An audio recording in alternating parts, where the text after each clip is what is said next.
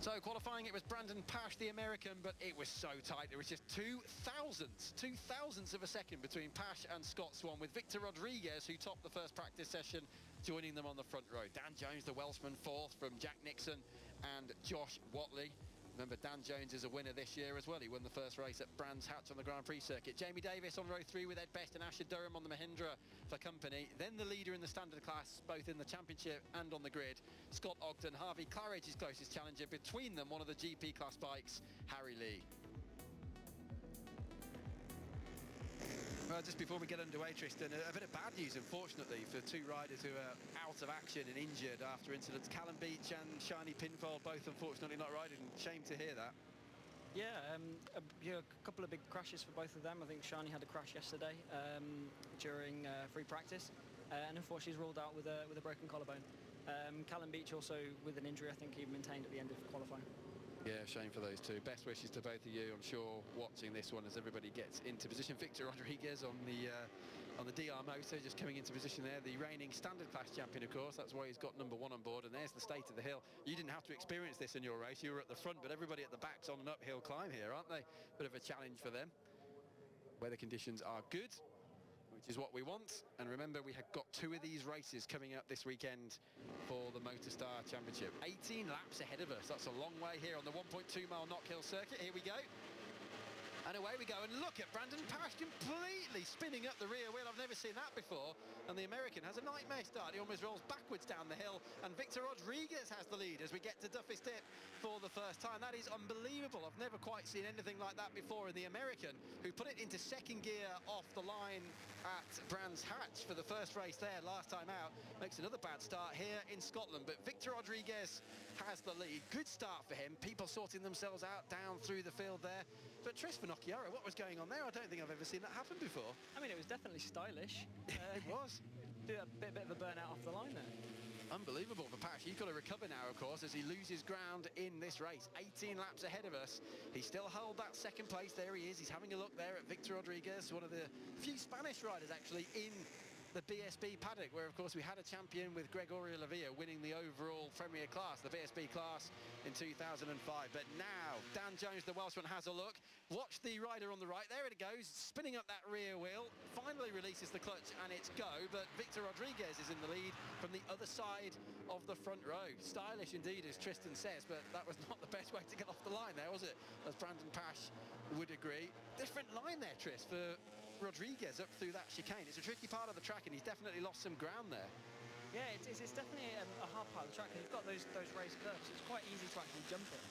So possibly, if he's had a moment at some point in the weekend, it could definitely have knocked his confidence a bit through there. Yeah, he's lost a bit of ground there as well. Locking Pash has another go now as we get to the hairpin. No, he's still not through at the Taylor's hairpin, named after the late great Jock Taylor, the former sidecar star. Dan Jones, the Welshman, in that third place on the red bike. Everybody trying to break the slipstream, as we saw in your race earlier on. It's a bit different, isn't it, watching it from the commentary box? I don't know what's more exciting, being on the track or being up here.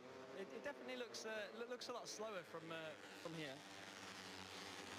Yeah, I bet it doesn't feel slow when you're coming over the brow of that hill, though, towards Duffers Dip. Track seems to be giving up good grip, though, Tris. I mean, no major incidents or anything through the day so far, but again, that different line from Rodriguez there. Yeah, it just looks like he's not quite hitting that first curb right, and sort of Pash comes in quite quickly on him through there. Gets a lot better drive. Scott Swan still fourth. Then it's Jack Nixon who's still feeling the effects of that crash he had, that heavy crash he had from the lead at Alton Park. It's funny though, because every time they come through Clark Curve and then the left-hander towards the hairpin, it's almost as though Pash is preparing for a move, but Rodriguez seems to be doing something very good under braking. He's braking later, looks across to his pit wall there on his left-hand side, and look what's happened. Dan Jones now attacking for second place and going through at the start of the fourth lap. So I don't know whether Pash this time is deciding, I'm going to follow you. I doubt it. Remember what happened at Alton Park earlier this year, the second race of the season. Dan Jones pretty much waved Brandon Pash through. But now maybe Pash is just going to sit behind and see whether Jones can do anything about Victor Rodriguez. He's pulling away now as those two fight for that second place. 45 in fourth place is Scott Swan. Then it's Jack Nixon. Josh Watley is in sixth place. From Ed Best, Asher Durham on the Mahindra is running eighth at the moment. After a reasonable start for him. Durham actually started ninth, so he has picked up a place there. Jamie Davis is ninth and Harry Lee is 10th. Leading standard class rider moment is 11th, and they're really fighting away on the track as well. They're all locked together. Cameron Horseman 11th from Scott Ogden and Harvey Claridge. So changes already in the standard class. We'll look back for them now. Look, the GP class bikes have the yellow backing on their numbers, and here comes the red backing on the standard class riders as they're all locked together there from 11th place downwards. This is Durham. Right behind Asher Durham is the 99 of Jamie Davis. That's teammate, of course, of Brandon Pash. And a lot of people claiming that this Mahindra's still down on power, so he has to sort of gain through the corners, doesn't he? But tricky weekend here for Asher Durham so far. Yeah, we saw it on the world stage as well. The Mahindra just sort of seemed to struggle on power, and you know, from what I've heard with Asher, it seems to be doing the same here.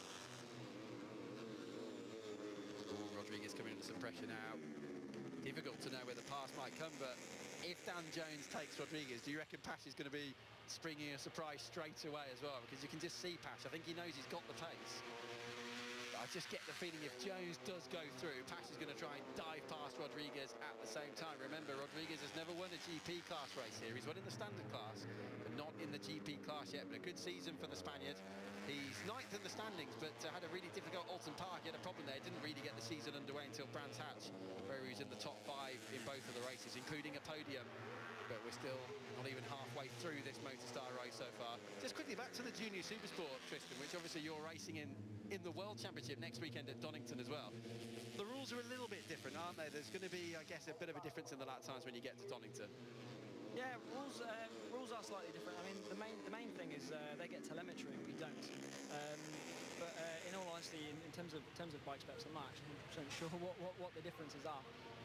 It's going to be a big grid as well, isn't it, when you get to Donington next weekend. Of course, the World Championship for Junior Supersport this year, the Supersport 300 World Championship, split up into 2 groups for qualifying, and incidentally those groups have been changed for Donington next week after all of the dramas we saw at Misano when we had different weather conditions in qualifying and quite a lot of incidents, well, a lot actually, across the first lap of the race. But I saw a bit of debris there just being kicked up as they came down towards Duffy Slip. Now they're at the chicane, and again the leader Rodriguez trying to break the toe. He's desperate to win one of these races, isn't he? It's been a long time coming for the 18-year-old from Spain. His brother, by the way, is another injured rider who we didn't mention before. Raul Rodriguez has broken an arm, and that was a crash here in practice yesterday. But look what's happening now, because you've got Scott Swan and Jack Nixon. No, not for long, because Nixon loses it just as he was beginning to catch that leading group. Jack Nixon goes down, coming out of the Taylor's hairpin, out of the race. That's tough luck. He was maybe just getting a bit excited that he was catching them, and down it went. It's so easy to do that there. I mean, there's not a lot of grip through there, especially at that point in the corner. I was watching Scott Redding earlier this weekend, and he was getting a lot of slides coming out of there. Here we go, Tristan, just talk us through it. It's almost as though your mind's already through the corner, and before you know it, you're on the deck. Yeah, it looks like it just as it starts to raise up, he just loses the front there. I'm not sure if he was just holding the brake a little bit too much, or was already on the power. Well, this is all right. Jack Nixon walking away, but 5 becomes 4, and this could go anyone's way, and this is what I thought might happen. Pash is springing that surprise. I wondered if he might wait, actually, for Jones to take Rodriguez, but he's decided, no, I've followed you for long enough. I am coming through. He is through, and Brandon Pash, who's suffering quite a bad cold, actually. There's quite a few people feeling ill, aren't there, here in Scotland so far this weekend. I don't know whether it's all the travel or a bit of a difference in the temperatures with this heat wave that's going on in most of Europe, and then a little bit cooler here so far north of the border. But that was a great move, wasn't it, for Brandon Pash? He did a bit of a tris for Nokiara and came from a long way back at that hairpin. Yeah, a bit of a lunge there, but yeah, not quite. Were you not surprised when and someone else down, and there'll be a yellow flag here for the leaders at the very next corner? This is Clark Curve. There's a yellow flag. So no passing, they've all seen the yellow flags, no such problem. That bike being retrieved there in the background. That's the 35 of Jeremy Knight, one of the standard class riders. And let's remember, they might start catching some of those standard class riders later on in this race. It was definitely a big problem, wasn't it, yesterday through the practice sessions as the pit boards go out. Is it not difficult to spot your pit board when you're trying to focus on all this going on around you? Yeah, half the time I look at other people's pit boards. I just look at how many laps are left. Just got to hope they've got it right then, haven't you, that they haven't got it wrong. It actually caught me out in the last one. I thought there was 5 laps left because I was looking at the wrong one, but I saw, look, it must have been P5, not L5. Oh, okay, unless it was maybe somebody being lapped or something and they were a lap down, I don't know. Oh no, that would have been 1 lap more, wouldn't it? So it obviously wasn't that. So you're probably right, it must have been the positions and not the laps. Now, I don't know what your feeling is here, but with Scott Swan now on the back of the train as well. If Pash passes Rodriguez, you know the Spaniard's going to come straight back at him immediately because he's defending for his life. Here comes Brandon Pash. This is for the lead. He messed up the start, but he's still not through. Rodriguez is an absolute demon under brakes, isn't he? As there's a change there for third. Swan has passed. No, he hasn't. He's managed to keep ahead of him. I thought there'd been a change there as they came through the hairpin. Swan still behind Dan Jones. 8 laps still. There's a long way still to go in this race, and we'll see soon whether they catch some of those back markers. I wouldn't want to put money on anybody. I don't know about you. No, I mean, Victor has been leading it the whole time. I don't think anyone's actually got past him yet because he's so strong under braking it at all the places he needs to be. But you can see it. They're always closing in on him through that chicane. Here's the standard class fight going on further back. 19 is the leader in the standard class. Scott Ogden just gone out of shot there. Right behind him, Horseman, Claridge and Farah. Here, though, is Scott Ogden, British Talent Cup star this year as well. Number 19, the 15-year-old from Doncaster, leading the way on the premium motorhome Scott Ogden racing bike. And there's a change again because Pash loses second place, and here come the back markers we were thinking about before. And there's a mix there of GP and standard class bikes. This is going to get exciting. If Tristan Finocchiaro thought he was involved in the drama in the junior supersport race when he was on the track earlier on this afternoon, he's got another thing coming now because he's in the commentary box with us for this one, and the leading GP class riders are about to catch some of the slower riders, and this could change the race. Cutting through those back markers, absolutely critical. It's a bit of a skill act. Oh, and down goes Dan Jones. It's not the first time he's had an incident this year. Thankfully, the rider misses the bike, which hits the barriers quite hard there on the outside of the chicane. So another retirement, and Swan nearly unseated as well there through Clark. Let's hope Dan Jones is all right because that was quite an impact, but I'm lucky to say more for the bike, I think, than the rider. Rodriguez now cutting through the back markers. There's Dan Jones. He might have winded in there, hopefully no more than that, but he missed the bike, thankfully, didn't he? The bike went in first, and the rider just about missed the bike as he hit the barriers. And that's created a little bit of a gap now between Pash and Rodriguez. Brandon must have just been slightly unsighted, or sort of a bit shocked by the bike crashing in front of him. So now he's got a bit of work to do to catch up to Victor. What's it like actually when somebody does go down in front of you? It must take you by surprise. Very rare you would not lose time, I guess. Yeah, when it's a sudden crash, you've got to sort of stop yourself from looking at it and just keep focused on the line. So sometimes you just got to just concentrate. Yeah, and sort of not even follow him off the track in a way. Yeah, it's so easy to do that. Well, Rodriguez really is cutting through the lap traffic like a knife through butter. He's so aggressive coming through. He's not doing anything half-hearted about it at all. He knows he's got to, because he's got, of course, Brandon Pash, the championship leader, right behind him. There he goes. He's split them. Look, there's the difference. What a difference in power that is between the GP class bike and the standard class bike. But it's critical there that Pash and Swan have also got through on those two as they get down to Duffley Dip. Had they been behind those two back markers, that really would have opened up the lead for Rodriguez. So let's just take stock here. We've got 5 laps to go, including this one. Pash sets the fastest lap of the race so far. Got a nice slipstream, I think, off those back markers up the start-finish straight. And the gap as they cross the line was half a second, but you just know that's going to close down, don't you? Pash on the yellow and green bike. Out though, Dan Jones. Here's a replay then, Triss. Up through the chicane, the bike in second place, the red bike, and there he goes. Just as he hits the curb there, he just loses the front. It's so easy to do there, because as you change direction, the front goes really light, so if he just hits it just at the wrong angle, he's just straight down. As we said before, luckily there the rider didn't get tangled up with the bike. A bit of a repair job, but at least their second race is coming up tomorrow and not later today. 4 laps to go, including this one. Victor Rodriguez then potentially just a few minutes away from his first GP class victory here, but now Scott Swan sets the fastest lap. Former standard class champion there on the IFS KTM. Another back marker coming over. That's a really difficult part of the track to catch lap traffic. There's another incident there. Another off there at Clark. Oh, and somehow the leaders, I don't know quite how they did, but they got through there as they caught that lap traffic right at the top of the chicane. There's more damage, and another rider being attended to there on the outside. That's the number 71. That's Charlie Farah. Charlie Farah, one of the leading lights this year in the standard category. It's all happening here, but how on earth did those top 3 get around that back marker at the top of the chicane? Unbelievable. Yeah, absolutely. I think that extra little bit of power helps them get through them a bit easier. They've got that extra speed down the straights compared to the standard bikes. But yeah, no, very, very skillful stuff to get through them so quickly. Here's Charlie Farah. Let's have a look in the background. Oh, the rear came round at him, tried to correct it. And look at the damage to the bike. It's quite a strange one through there. You would have thought they'd be losing the front into there, 'cause it's quite a fast exit.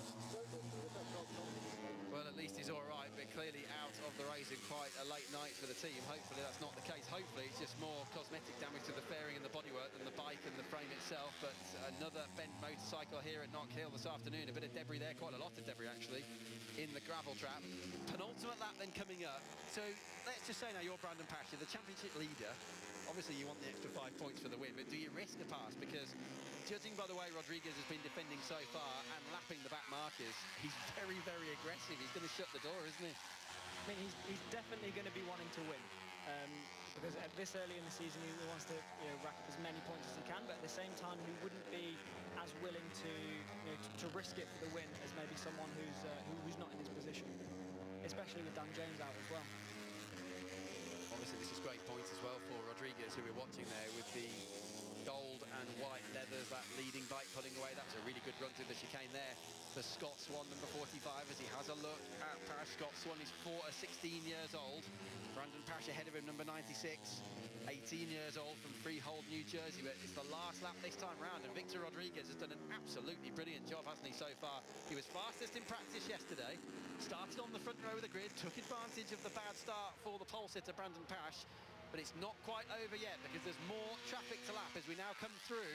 Hold your breath for the final lap of this first of 2 races of the weekend. But that's going to work out very nicely, actually, for the leader. He lapped Josh Hyatt, and look what's happened, because Pash has not yet gone through. He wasn't close enough.